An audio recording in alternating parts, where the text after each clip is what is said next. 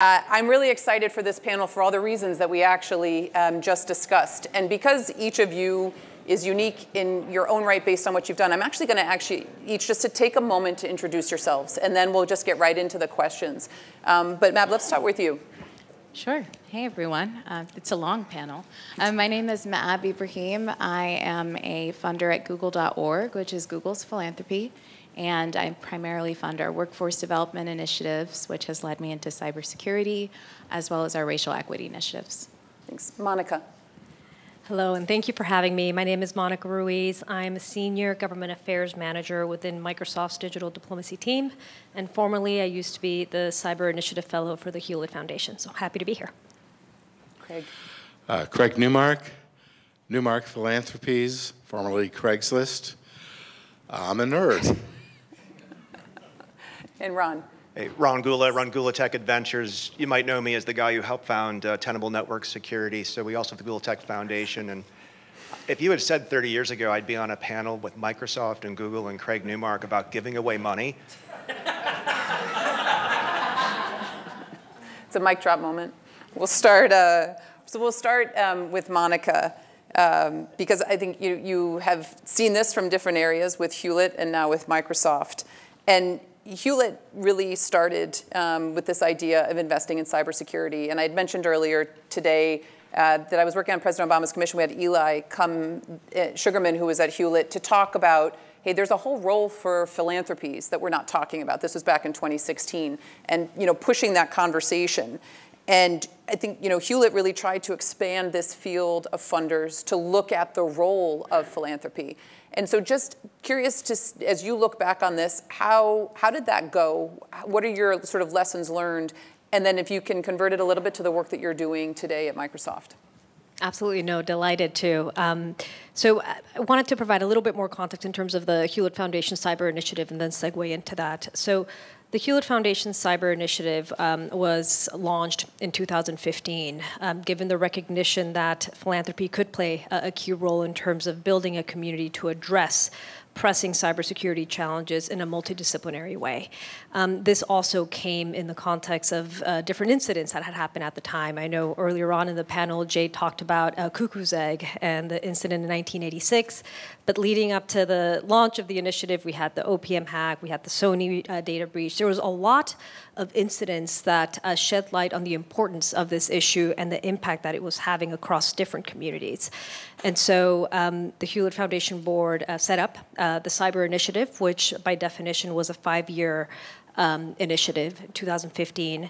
And the initial approach was to identify what is the landscape of cyber policy work and how can philanthropy and the Hewlett Foundation particularly start supporting this.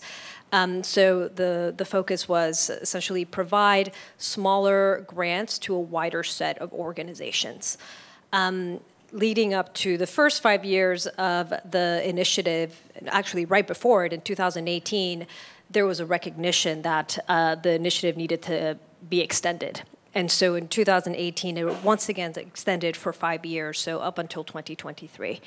And then that's around the time that I came in to join forces with Eli Sugarman, who has been the fearless leader for the Cyber Initiative for the longest time, in addition to Kelly Bourne.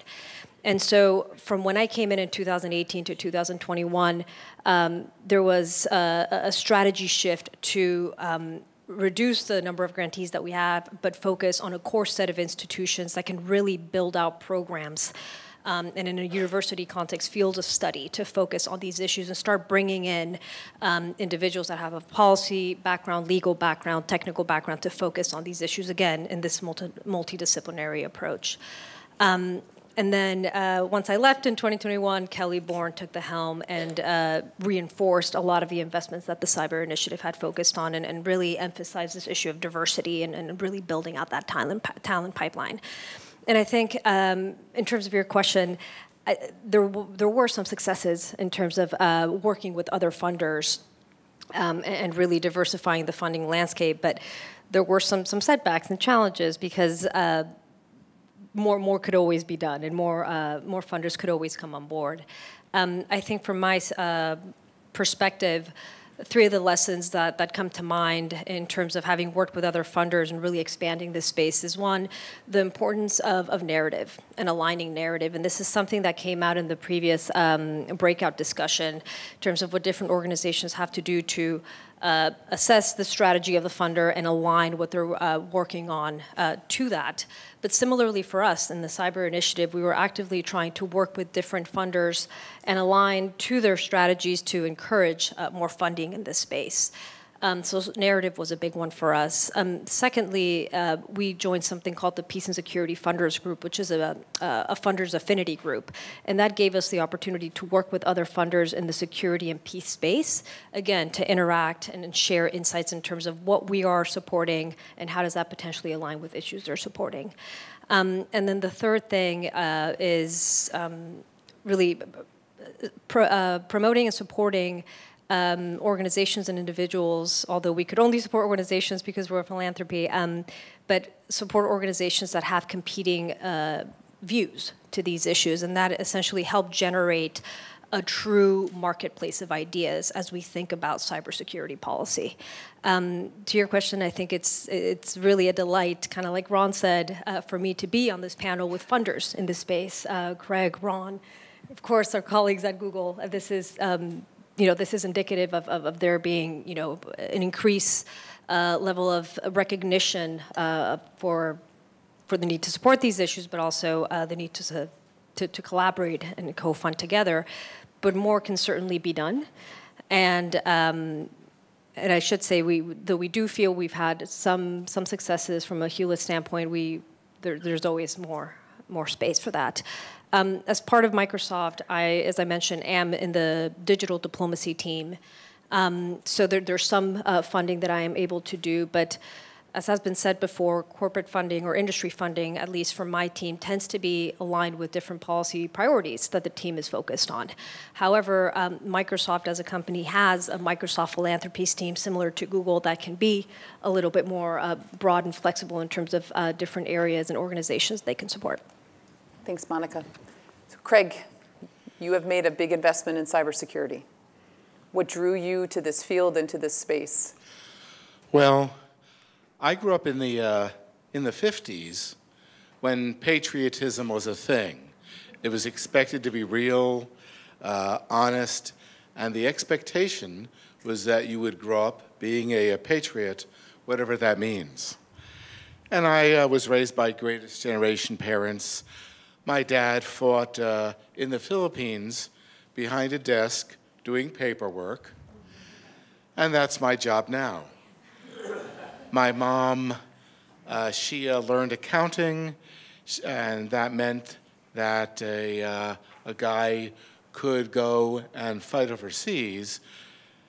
And the deal is that in World War II, everyone was expected to play a role, whatever they could do. Nowadays, well, I think that World War II is largely fought kinetically and mostly fought overseas.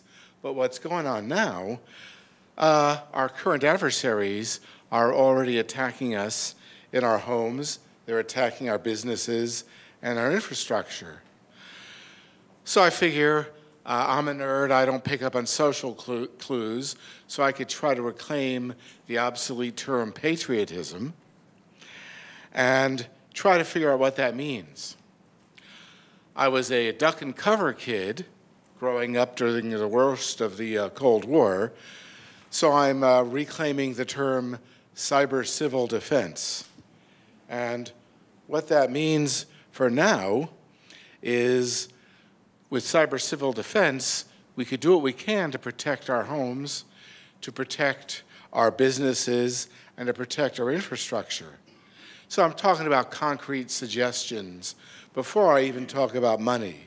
Like, well, whenever we get a message that we should update our systems, maybe our laptops, we should update them. If we get a message that we should update our phone, we should update it. If we should update our TV, of course, because we don't want to miss anything. But also, if we get a message to update any of the kinetic weaponry we own, then we should update that. That's like our coffee makers or ovens which could be used to start fires, or we should update the software on our cars, which are very much kinetic weapons. Yes, I've been reading too many novels, but all that's true. For that matter, we should talk to our infrastructure providers, like, we should talk to our municipal authorities and ask them what they've done to protect our critical infrastructure like water and power and transportation. They won't appreciate this in a big way. Having outsiders ask them about this, it will irritate them, and they'll push back. Please blame me. It's okay.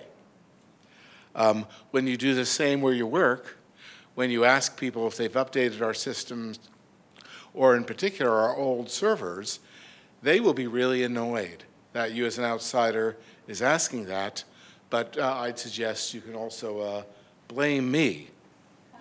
Finally, our manufacturers are now building more and more things that will become part of what we put behind our firewalls at homes. All of that, they need to test their things that they're putting into our house in good faith. They need to design and build them in good faith.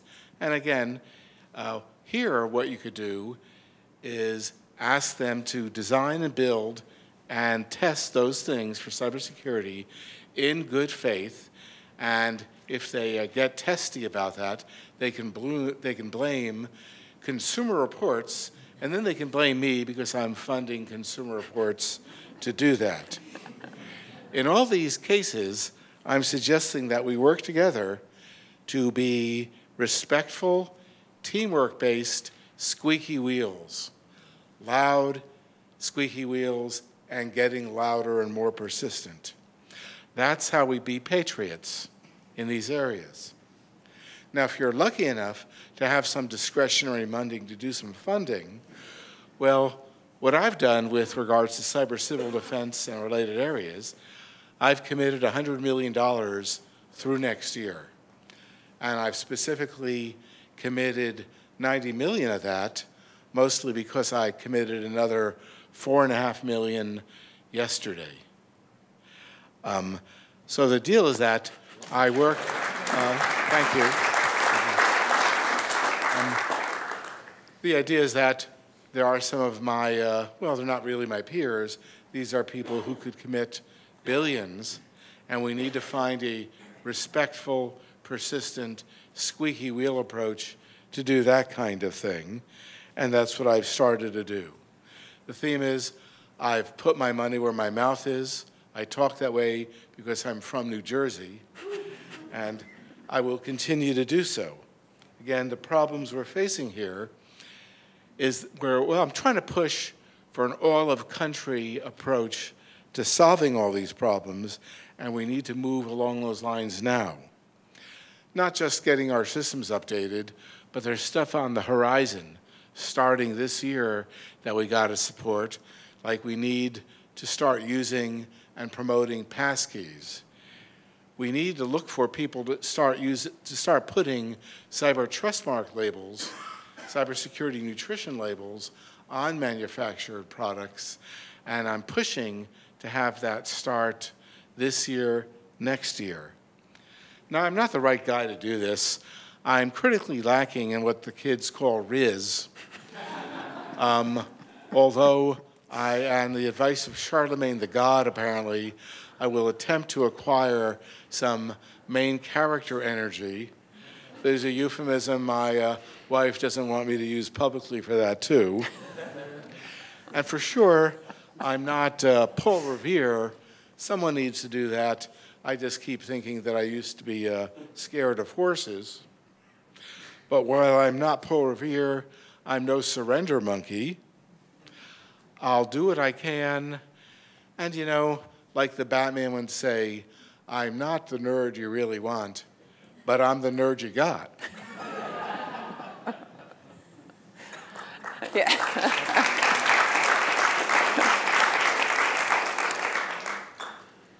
Thank you, Craig. So Ron, I mean, I'm not really sure what to ask you after that. I do have a question. So you and Cindy started a foundation, and you've done this great work in really soliciting and getting out into the community to find the startups and the small organizations that are doing something really well, and you're trying to help scale them and give them more visibility, give them resources, give them exposure, creating a network through your grantees. What do you look for in the funders? You create a competition, and I think you've done a great job getting visibility for that so that it becomes something that's desirable in a way that I think people who have ideas then can bridge their idea to making it real. And so as you look at what's been successful, you've now had several cycles. What have you seen? What do you look for based on what you've seen, and what do you look for based on where you are looking for success and outcomes? So, yeah, great question. That basically was what I was going to talk about. So whether or not I asked it?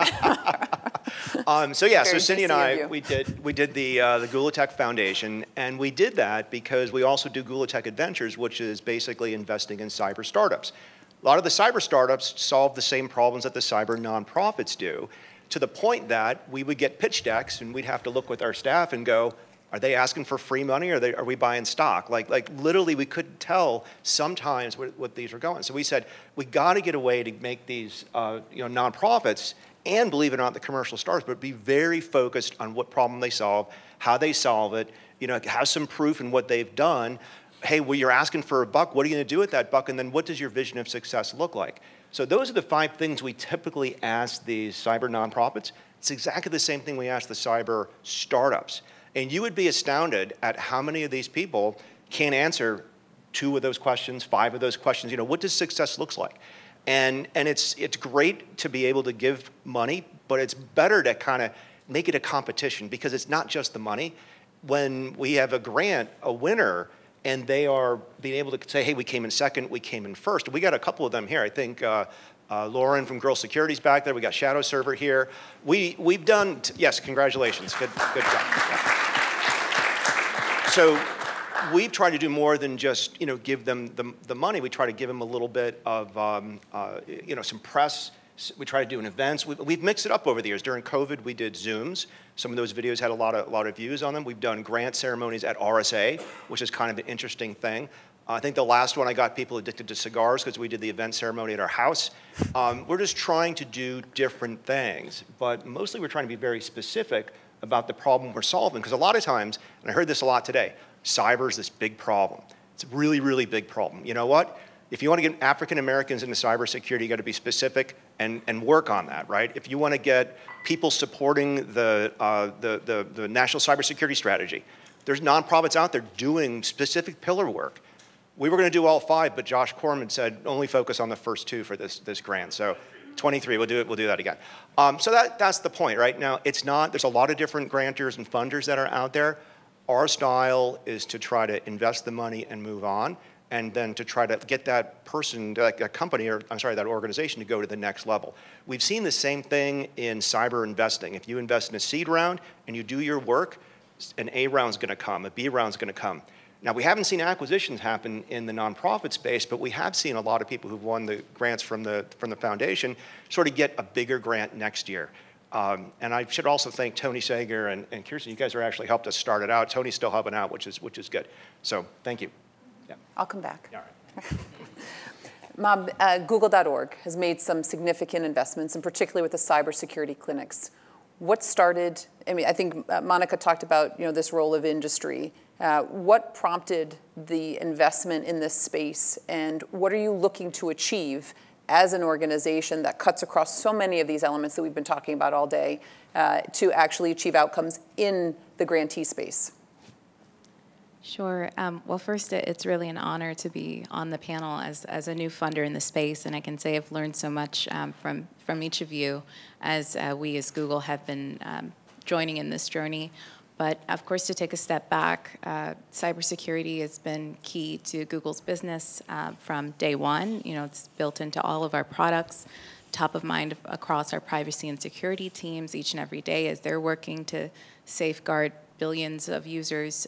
But what brought Google.org to the table, and I should say the company had been funding cybersecurity initiatives through our privacy and safety teams for many years, and community initiatives.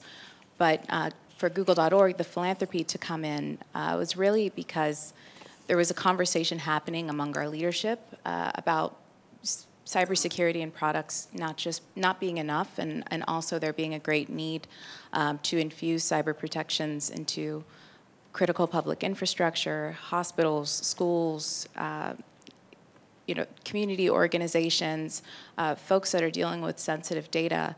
And while there is that need happening, on the other end of it, you have this workforce shortage. And Google.org had been funding in the workforce development space for many years. But this workforce shortage, hearing that 550,000 open roles in the field, that was expected to grow by 25% by 2030, this was really what made it an issue that our philanthropy was wanting to be a part of the solution around. And I named that because hearing the readout from the last conversations, it sounds like there have been some conversations amongst folks here about narrative and sort of different ways to frame the challenge to funders. And I think, us entering this first with workforce development lens, also being a philanthropy that's done a lot of work in racial equity space, it actually brings a different perspective in how we think about cyber clinics. But in 2022, I started chatting with the cybersecurity consortium of cybersecurity clinics leadership team, Ann Cleveland over at UC Berkeley, who I know many on the panel have also worked with in the past. And what really attracted us to the model was that they were at a point in their lifespan where it felt that they had piloted, they were starting to see results, they had client testimonies, and they had advocates in community. For example, like San Francisco's CISO was involved with Berkeley's clinic and was able to really talk about the needle that they had moved across the city. And it just seemed to be at a point where a catalytic investment from private sector could really make a difference in taking the model to scale. For us, as a corporate philanthropy, there is a lot of pressure to be agile, to be responsive, to work with teams from all across the company. And so for us to be able to come in and take a model that is existing and proven and be able to scale that, or even in some cases to pilot, to have some more risk capital to help to fund pilots, that's exciting for us as well. But we decided together to launch the Cybersecurity Clinics Fund. It's a $20 million investment, and it takes advantage not just Google's funding, but also what our employees can bring as volunteers, technical experts, working as mentors along students in the clinics. But this idea that so the consortium's vision was having a clinic in every state by 2030. And this idea that Google could come in and help to not just reinvest in those clinics that had already been on the ground, but help to seed new ones, and to do that in places that were unexpected. And so looking across the consortium model and seeing clinics at UC Berkeley and UT Austin and MIT is exciting. We also want to see them at community colleges, at tribal colleges, and Native American serving institutions, HBCUs, HSIs. So our next round of funding, which our applications close actually next week, the focus is on expanding into these more underrepresented schools and by extension, underrepresented communities where the cyber need is high. And so I'll say what drove Google, what attracted Google here, great mission alignment with our business. Our mission is focused on information and access, and the fact that the consortium network is, through its model, open sourcing all of this expertise that they've built up over the years around standing up a clinic and working with these different community organizations. I think that is a lot of great foresight on their part, and the other piece of it is just the alignment with our spirit of innovation, being willing to scale and to share what they're learning very transparently across their network of clinics. Thank you. So I have a question to all of you. When you think about funding organizations, are you looking, my sense would be that you're not looking to fund an organization in perpetuity, that the objective is to fund and then to set up for the future. Ron, you talk about this and you make a great analogy to startups with Series A and B. But I'm assuming that. I'm curious if that is the objective, or is it to find an organization that you then invest in over time until they are sustainable?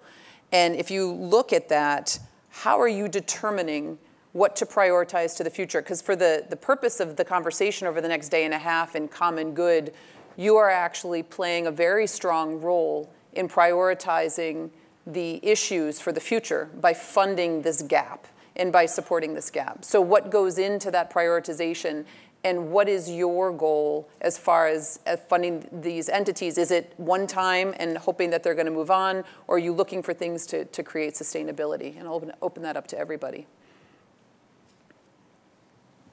Ron. I'll go, since I kind of commented on that already. So we're not set up to do sustainability for all the different things in cyber.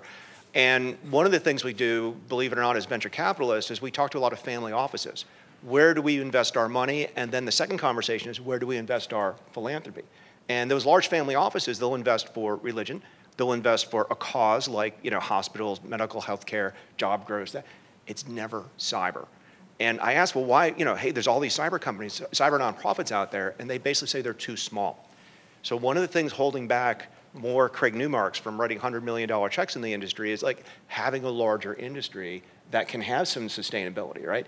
Because most of these cyber nonprofits are what, 10 people, 20 people, 30 people? I can't commit to funding something like that for 10 years. It's just too small. And so we have to mature that. Craig. I guess what I'm trying to help the country build is the arsenal of democracy, so that it's self-sustaining and gets the job done. Beyond that, in philanthropy, I'm making it up as I go along. As a philanthropist, I really don't know what I'm doing, but that's a great advantage because it means I've had to build a network of people who can help advise me. And for the most part, that's working, possibly aside from pigeon rescue. Monica. So I will approach this once again from when putting on my former Hewlett hat, given that I have a slightly different role now within Microsoft. But one of the things that the Cyber Initiative would provide to grantees were called organizational effectiveness grants. And so these were grants that complemented the grant that we were giving them to focus on the cyber policy work. So organizational effectiveness grants to build up their communication strategy, their fundraising strategy, their forward diversification efforts as a way for them to be sustainable beyond the funding that we were giving them for cyber-related work. So on our end, I guess we're thinking about sustainable funding in a few different ways, but knowing that, you know, we have topics that are key areas of focus for Google: economic opportunity, education, sustainability, crisis response.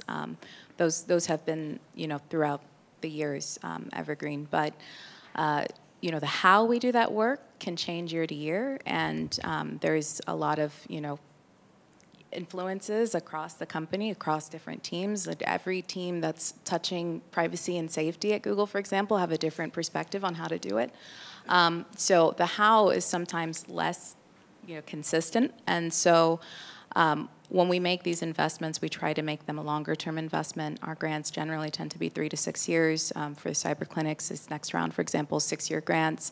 We're working very closely with folks who are private foundations and donors in the sector to understand, like, where are investments where corporate funding can be catalytic and that complement the work that you're doing, especially those like Hewlett, who are taking a sort of bird's eye view perspective, coalition building, being a backbone across movement, seeding collaborations, so that we are helpful and not disruptive in a bad way.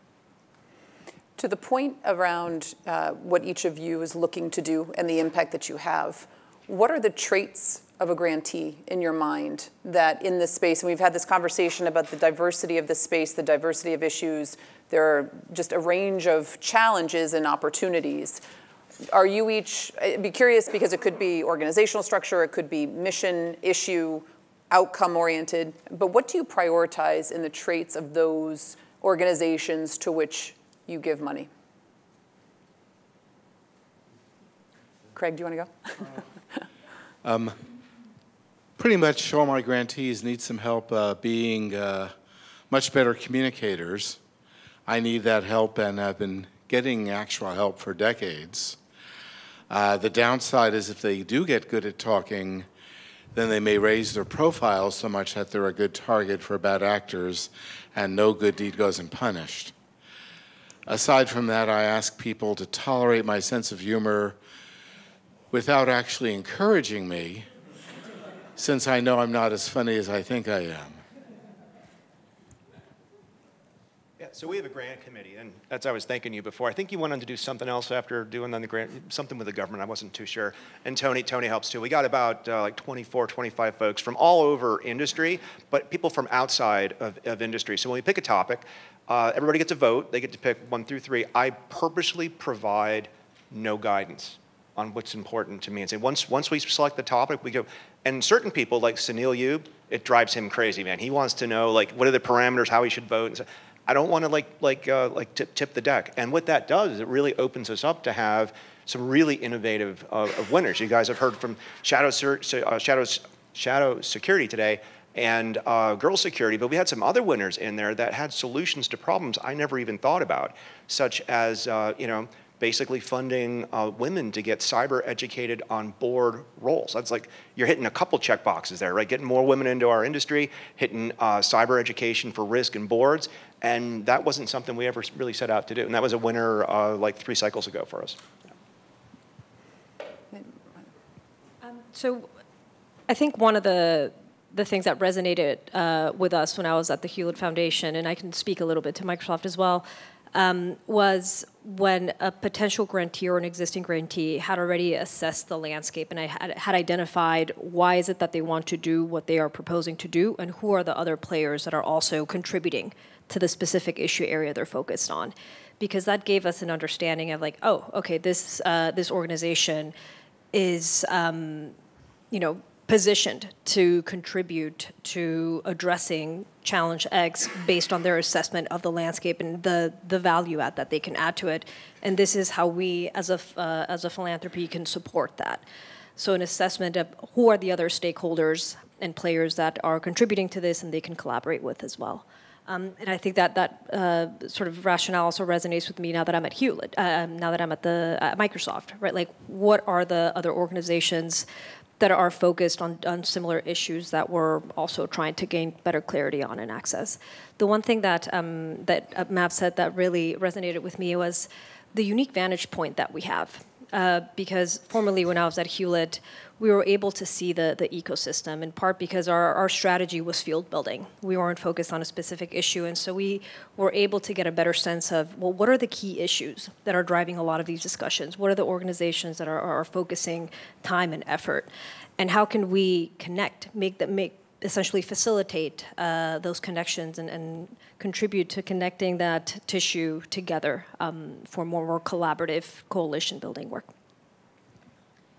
For me, I think it comes down to collaboration and also the relationships that they're continuing to build and seed across the ecosystem, especially since we are looking for those kind of bigger moonshot ideas, being able to balance that with a recognition of where your organization might have, what pieces of the vision might be less mission aligned or might not be aligned with what you currently have resources, and ways that you could get to the end goal more effectively and efficiently. So just an example of that would be the Cyber Clinics Fund has built in partnerships with the American Indian Science and Engineering Society, Stillman College's HBCU initiative, and the Computing Alliance of Hispanic Serving Institutions. And that was a leadership decision from the Consortium of Cybersecurity Clinics. Like, they raised to us, we have this goal of having more HBCUs join the consortium. Right now there is one member. he's doing a lot of outreach on our behalf. He's maintaining these relationships. He's helping to help prepare folks' applications, and we would love to see like his work get supported.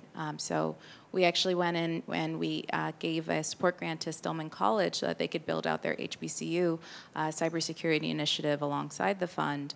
And because of that, they've been helping to work with folks across their ecosystems and leverage their network and bring that to the consortium's table. What's interesting about this space is obviously you're outcome-based, right? You're not you're not competitive in the perspective of what you're looking to do. You're competitive in the sense of how successful you want your grantees to be. To the conversation that we had in the summary of the breakout groups, is there value to creating this sector of funders for cybersecurity space and creating efficiencies, economies of scale across each of you? Because this is a great panel because of you each are a different demographic in the space.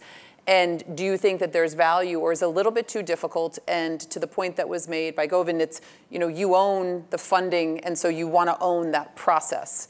And I'm curious if you see any sort of force multiplication effect that helps you do the work that you're set out to do more effectively by being more unified, or if there is just this value to the complexity of the independent individual, and that you'll actually be able to recruit more organizations if you each sort of stand on your own.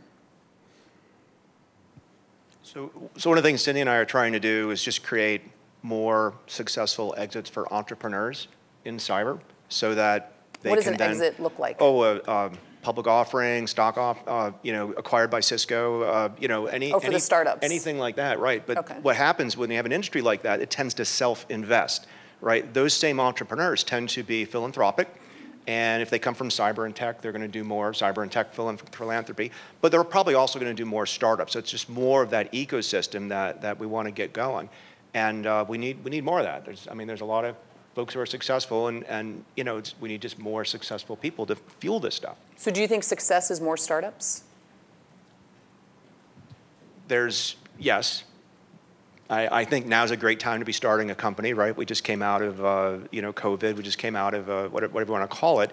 It wasn't a great period for fundraising and investing and whatever. That's when I started Tenable. That's when we sat down and created a really, really powerful company.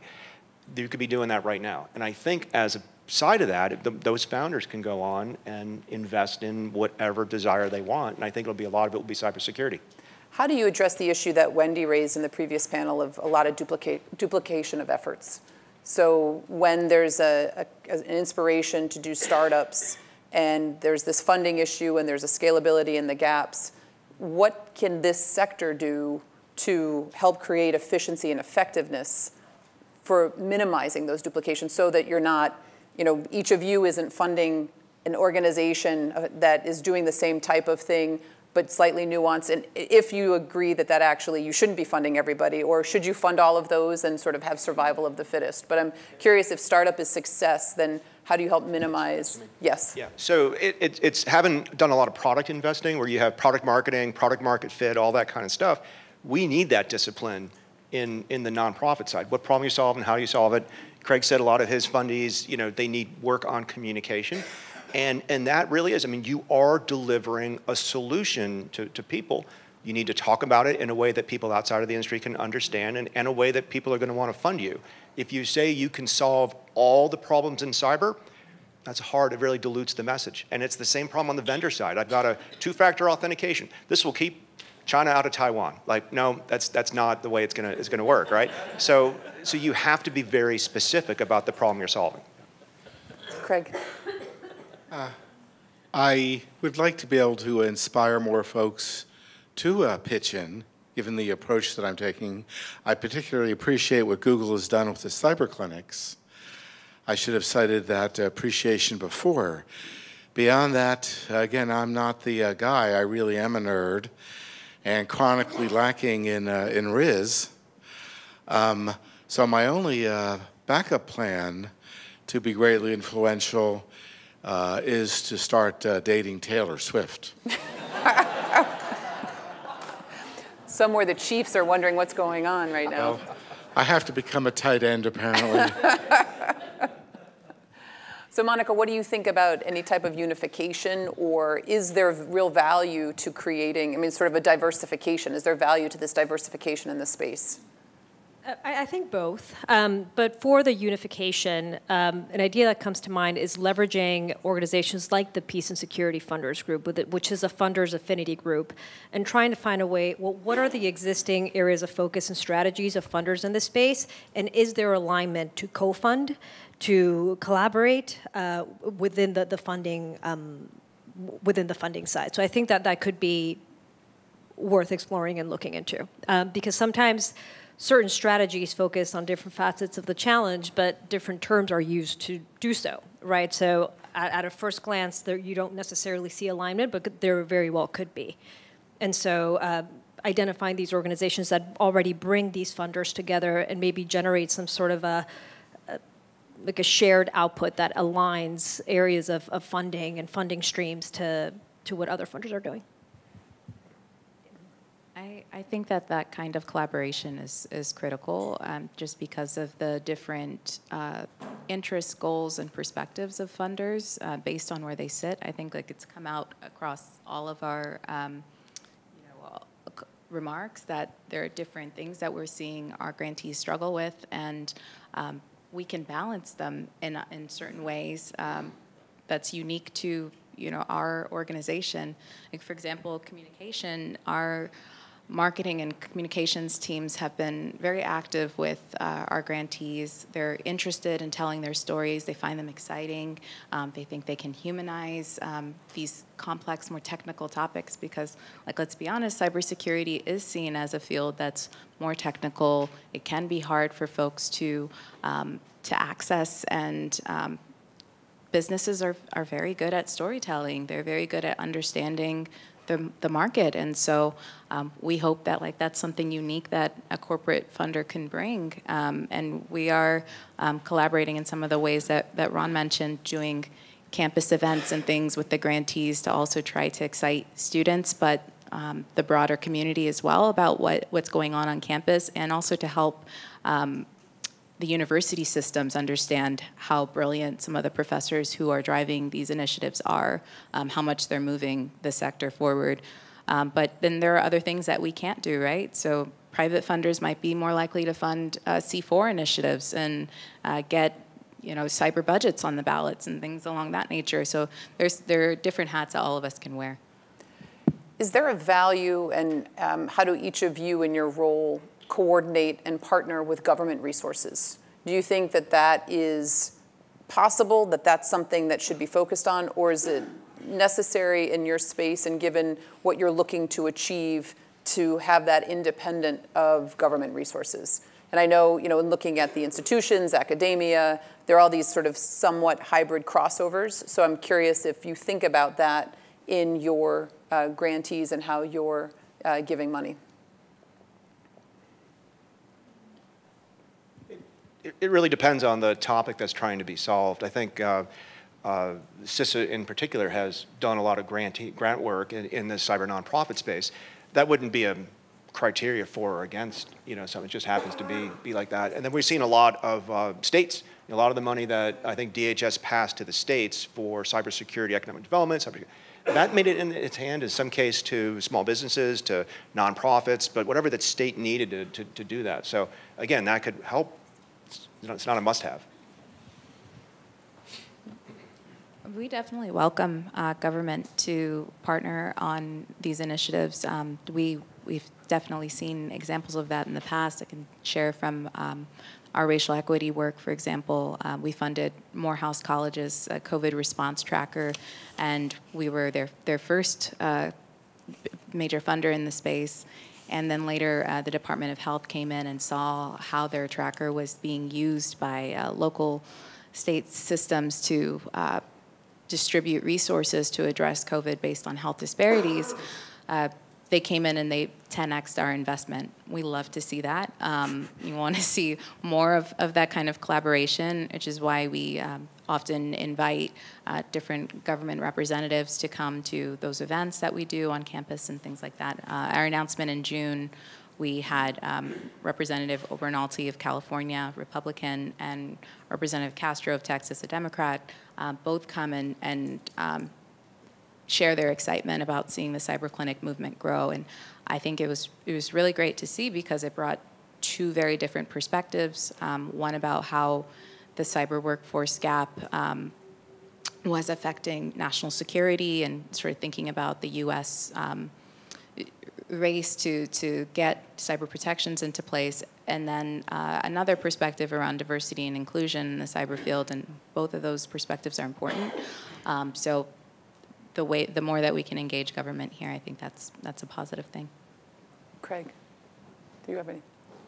You saw me thinking that I'm wondering if I have to apologize to Mrs. Newmark for the dating Taylor reference. We'll cover for you. And if anyone could advise me on that, I'd appreciate it. So we're almost at time, and I would just love to get each of your final thoughts. When we've talked about this space and the premise of Common Good Cyber, and what Phil has talked about is this gap that has just grown wider, but has continued to be filled by goodwill and individuals and organizations doing good work because it's the right thing to do, and looking at the different models. And as I asked the question earlier, how do you prioritize what you fund? Because what you're funding is prioritizing the space for the future. And so in looking at this, what is your vision for the work that you're doing? What do you see as successful outcomes? Is it granting to organizations that become sustainable? Is it getting more donors into the space, a combination of it? Is it this space being able to shift your resources elsewhere because the space has figured it out and created sustainability? So I'd love to get your thoughts, and actually, Maab, I'll start with you. So with this being the first project that we're funding in this space, we're tracking the impact very closely. Our overall goal with the consortium is to train 6,300 students in cybersecurity and to train 900 community organizations and provide basic cyber security assessments and training. But kind of taking a step back, I think part of why we're putting such an intentional focus on sharing the story and made the decision to distribute the funding as an open call is to bring visibility to some of the innovation that's happening in this field. And I'm sure that you all are aware of projects that are even more early stage than we are, and those conversations are happening amongst each other, but our hope is to bring kind of more of those conversations to the center and have other funders come in and be inspired to build more partnerships and collaboration. Thank you. Monica. So yes, certainly echo the importance of partnerships and collaboration and identifying opportunities to co-fund and certainly continue funding organizations that are at the forefront of addressing key challenges posed by cyber-related issues. But I think a program that I'd like to flag that Microsoft has been supporting is called the Cyber Skilling Initiative. And this is a partnership that Microsoft has initiated with numerous community colleges here in the U.S. with the aim of recruiting and providing resources to 250,000 students to start filling the cyber security talent gap. And this is an aim that we have announced that we're hoping to achieve next year. And as of late, I think our work with U.S. Community colleges has expanded abroad, and so now we're working with other countries around the world to again focus on this issue of building up the talent pipeline. And so that could be, that I think that is like a key area of focus for us in terms of how we can help contribute to this space, but also when you ask me about success, I think that could be a key focus. Thank you. My idea of success is that all Americans are mobilized to defend the country like World War II. And, well, I am a Swiftie. So we're good, right? We have the national cybersecurity strategy. We can high five after lunch and go home, right?